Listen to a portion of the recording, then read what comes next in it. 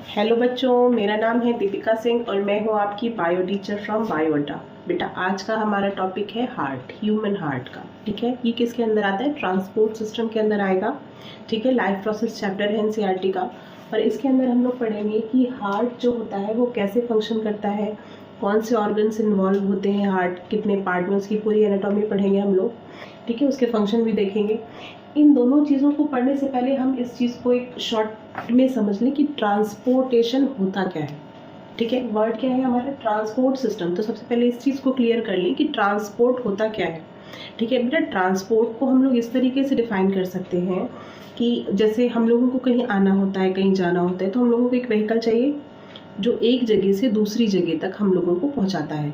ठीक है, जैसे आप स्कूल से घर आते हो, घर से स्कूल जाते हो, एक व्हीकल होता है, या तो बस लगी होती है, आप किसी सेल्फ कन्वेंस से आते हो, तो वो क्या है? वो ट्रांसपोर्ट सिस्टम है। ठीक है, उसी तरह हमारी बॉडी में भी कुछ ट्रांसपोर्ट सिस्टम होते हैं। ठीक है, जो हमने अभी तक खाना खाया था, डाइजेशन किया था, जिसका न्यूट्रिशन जो हमने इंटेक किया था, वो हमारी बॉडी में जो वो एनर्जी बनाती है, उस एनर्जी को हम अपने एक एक बॉडी ऑर्गन तक कैसे पहुंचाते हैं, तो इसके लिए भी तो हमें एक ट्रांसपोर्ट सिस्टम चाहिए। तो हमारी बॉडी में ब्लड जो होता है वो एक ट्रांसपोर्ट मटेरियल की तरह काम करता है। ठीक है, अब वो जो ब्लड होता है वो आप समझ लीजिए कि यहाँ से ही ट्रांसपोर्ट किया जाता है पूरी बॉडी में। ठीक है, जो इम्प्योरिटीज़ होती है उनको क्लियर किया जाता है, फिर उनको प्योर करके पंप किया जाता है, पूरी बॉडी में सर्कुलेट किया जाता है। ठीक है, तो इसलिए इसका नाम पड़ा ट्रांसपोर्ट सिस्टम। क्लियर हो गया आपको? में भी कन्फ्यूज़न अब नहीं होगा। ट्रांसपोर्ट सिस्टम का मतलब क्या हुआ कि कोई भी चीज़ को एक जगह से दूसरी जगह तक भेजना। और इसमें हम बॉडी में क्या पढ़ेंगे? जो ब्लड में जो भी न्यूट्रिशन है हमारे, वो कैसे एक जगह से दूसरी जगह तक, मतलब पूरी बॉडी में सर्कुलेट होते हैं। ठीक है, तो चलिए इसको शुरू करते हैं। सबसे पहले हमें क्या देखना है बेटा? इसमें हमें देखना है हार्ट, ह्यूमन हार्ट का स्ट्रक्चर क्या है, और फिर देखेंगे कि उसके फंक्शन क्या है। तो चलो पहले स्ट्रक्चर देख लेते हैं। डायग्राम आप देख रहे हो, ये ह्यूमन हार्ट का है। हार्ट को 4 चैम्बर्स में बांटा गया हुआ है। ठीक है, अच्छा ये प्रेजेंट कहाँ होता है? हार्ट कहते हैं कि हमारे लेफ्ट साइड में होता है, बट एक्चुअल में पोजीशन बेटा हार्ट की होती है हमारे सेंटर में, वो थोरेसिक कैविटी में। अब थोरेसिक कैविटी क्या है?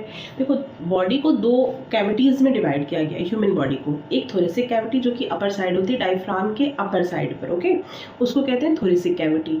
और दूसरी होती है जो एब्डोमिनल कैविटी होती है, जहाँ पर हमारे डाइजेस्टिव जो भी ऑर्गन्स हैं वो होते हैं, मतलब ये वाला रीजन। ठीक है, थोरेसिक कैविटी हमारे चेस्ट रीजन को कहते हैं। तो हार्ट हमारे कहाँ प्रेजेंट होता है? ये मिड में प्रेजेंट होता है, थोरेसिक कैविटी में, लेकिन ये थोड़ा सा टिल्टेड होता है राइट साइड को। ये देखो, सॉरी, लेफ्ट साइड को। ठीक है, नीचे से थोड़ा सा ये टिल्टेड होता है हमारे लेफ्ट साइड को, इसीलिए इसको कहा जाता है कि हार्ट हमारे लेफ्ट साइड पर होता है। ठीक है, ओरिजिनल पोजीशन इसकी सेंटर होती है, लेकिन ये थोड़ा सा टिल्टेड होता है लेफ्ट साइड को। क्लियर है? उसके बाद क्या है बेटा? ये हमारे थोरेसिक कैविटी में प्रेजेंट होता है, लेफ्ट साइड को टिल्टेड होता है, अबव डायफ्राम, ये भी यहाँ पढ़ चुके हैं हम लोग। इसके बाद इसका वेट के बारे में बात करें तो जो हार्ट का एक वेट होता है एक यंग मैन में, वो लगभग आप एक अगर उसकी फिस्ट बनाओ, मुट्ठी बनाओ, तो उसके बराबर उसका हार्ट होता है साइज में, और वेट होता है 300 ग्राम्स। लेकिन ये वेरी करता है ह्यूमन टू ह्यूमन, फीमेल्स में थोड़ा सा इसका वेट कम हो सकता है। ठीक है, तो ये हो गई स्ट्रक्चर की बात। इसके अलावा अब हम देखें कि इसके फंक्शन में, तो देखो बेटा आप ये देख रहे हो, एक लोअर वेना कावा और एक ये है अपर वेना कावा। ठीक है, 2 तरीके के वेना कावा है इसमें, एक अपर और एक लोअर। अपर को हम लोग सुपीरियर वेना कावा भी कहते हैं, और लोअर को इंफीरियर वेना कावा भी कहा जाता है। आप दोनों नाम से बुला सकते हो। ठीक है, तो अपर वेना कावा क्या होती है बेटा? अपर वेना कावा का मतलब होता है जो भी डायफ्राम के अपर पार्ट से, ठीक है, डायफ्राम जो ये मिड का पार्ट हमारा होता है, ठीक है, जिसके नीचे एब्डोमिनल कैविटी और जिसके ऊपर थोरेसिक कैविटी होती है। तो डायफ्राम के जो भी ऊपर से ऑर्गन हैं, ऊपर के ऑर्गन है, जैसे कि हमारा ब्रेन है, आईज है, नोज है, थ्रोट है, ठीक है, इन सारे ऑर्गन से इम्प्योर ब्लड, डीऑक्सीजनेटेड ब्लड को ये लेकर आता है। ठीक है, कौन लेकर आता है? अपर वेना कावा। वेना कावा जो होती है वो सबसे लार्जेस्ट वेन होती है हमारी बॉडी में, सबसे लंबी होती है। ठीक है, ये बात ध्यान रखना। अगर पूछे कि सबसे लार्जेस्ट वेन कौन होती है, तो वो होती है वेना कावा, जो कि इम्प्योर ब्लड को कैरी करती है। ठीक है, और एक चीज़ और, इम्प्योर ब्लड जो होता है, जो इस वेना कावा में होता है, उसका कलर बेटा वो थोड़ा सा, जिसको कहते हैं डार्क रेड कलर का होता है। ठीक है।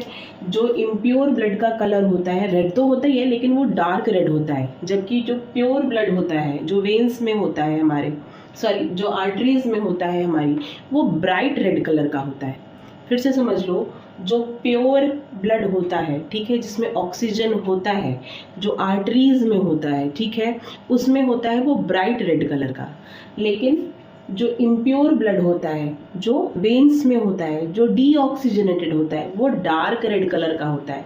रीज़न इसका ये होता है बेटा कि जो इम्प्योर ब्लड होता है उसमें ऑक्सीजन नहीं होता, इस वजह से वो ब्राइटनेस नहीं शो कर पाता, वो डार्क रेड कलर दिखता है। और जिसमें ऑक्सीजन होता है, ठीक है, उस ब्लड में ब्राइटनेस होती है, इसलिए ये ब्राइट रेड करता है और वो डार्क रेड। क्लियर है? चलो आगे बढ़ते हैं। तो ये अपर वेना कावा हमारे डायफ्राम के ऊपर की जो भी बॉडी पार्ट है वहाँ से ब्लड कलेक्ट करती है। लोअर वेना कावा हमारे डायफ्राम के नीचे की जो भी बॉडी पार्ट है, जैसे हमारा लेग है, स्टमक है, स्टमक के अंदर हमारे एलिमेंट्री कैनाल्स हैं और किडनीज है, ठीक है, इन सारे ऑर्गन से ये इम्प्योर ब्लड को कलेक्ट करके कहाँ लाती हैं? राइट आर्टरियम में लाती हैं। ठीक है, तो सारा ब्लड कलेक्ट होकर कहाँ आया? दोनों तरफ से, अपर बॉडी पार्ट से और लोअर बॉडी पार्ट से राइट आर्टरियम में आया। ठीक है, पहले चैम्बर में। यहाँ पर से क्या होगा बेटा? यहाँ से ब्लड जाएगा ये राइट वेंट्रिकल में। ठीक है, देखो हमने शॉर्ट में यहाँ पर 4 चैम्बर बना दिए हैं।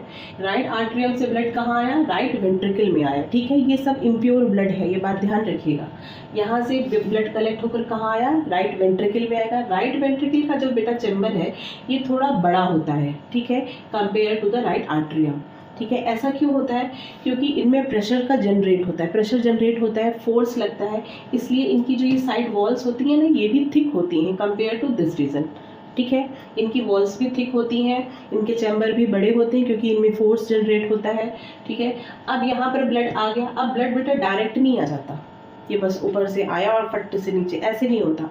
इनके भी यहाँ पर देखो ट्राइकस्पिड वॉल्व लगे होते हैं। जो वॉल्व होते हैं, वॉल्व कैसे होते हैं बेटा? वॉल्व देखो कुछ इस टाइप के होंगे, ये ऐसे, ठीक है, ये ऐसे, मतलब अगर हम पोजीशन देखें तो ऐसे वॉल्व होते हैं, ये वन साइडेड डायरेक्शन के होते हैं। ठीक है, और जब ये ओपन होते हैं तभी ब्लड का फ्लो ऊपर से नीचे की ओर आता है। मतलब ब्लड का फ्लो जब ये ओपन होगी, जब बीच में इसमें स्पेस होगा, तभी ब्लड ऊपर से नीचे की ओर जाएगा।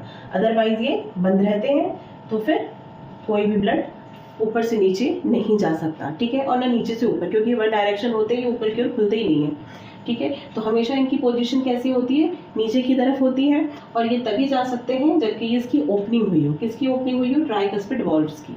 क्लियर ये बात? चलो, अब ब्लड आ गया हमारा। इम्प्योर ब्लड कहाँ आ गया बेटा? ये फर्स्ट पार्ट से होते हुए हमारा ब्लड अब कहाँ गया? सेकंड वाले हार्ट के चैम्बर में आ गया, राइट वेंट्रिकल में, इम्प्योर ब्लड। अब क्या होगा? यहाँ फोर्स जनरेट होगा। ठीक है, फोर्स जनरेट होगा, और फोर्स जनरेट होकर कहाँ जाएगा बेटा? ये आएगी पल्मोनरी आर्टरी में, ब्लड आएगा पल्मोनरी आर्टरी में। इम्प्योर ब्लड राइट आर्टरियम से होता हुआ राइट वेंट्रिकल में, और राइट वेंट्रिकल से होता हुआ पल्मोनरी आर्टरी में आएगा। ठीक है, अब पल्मोनरी आर्टरी का नाम पल्मोनरी क्यों दिया गया बेटा? पल्मोनरी वर्ड आप हमेशा याद रखना, ये दिया जाता है लंग्स के लिए। ठीक है, जहाँ कहीं पर भी बात हो रही हो पल्मों की, आप समझ लो कि वो कहीं ना कहीं से कनेक्टेड है हमारे लंग्स से, हमारे रेस्पिरेशन से। ठीक है, तो पल्मो वर्ड यूज करने का रीजन यही है क्योंकि ये आर्टरी अब चली जाएगी लंग्स में। ठीक है, इसमें इम्प्योर ब्लड है, इसमें ऑक्सीजन नहीं है, इसमें क्या है? इसमें कार्बन डाइऑक्साइड है। ठीक है, तो ये कहाँ जाएगी बेटा? ये चली जाएगी ऊपर लंग्स में। ठीक है, ये चली जाएगी ऊपर लंग्स में। लंग्स में जाकर क्या होगा? लंग्स में जाकर गैसेस एक्सचेंज होंगे। आप रेस्पिरेशन वाला वीडियो दोबारा खोल कर देखना। ठीक है, लंग्स में जाएंगे, वहां पर ऑक्सीजन के एक्सचेंज होंगे। अब क्या होगा? लंग्स से कार्बन डाइऑक्साइड लंग्स को दे दिया जाएगा, लंग्स से वो रेस्पिरेशन प्रोसेस के थ्रू बाहर निकाल दिया जाएगा। ठीक है, और वापस क्या होगा? अब ये ऑक्सीजन लेकर आ जाएगा।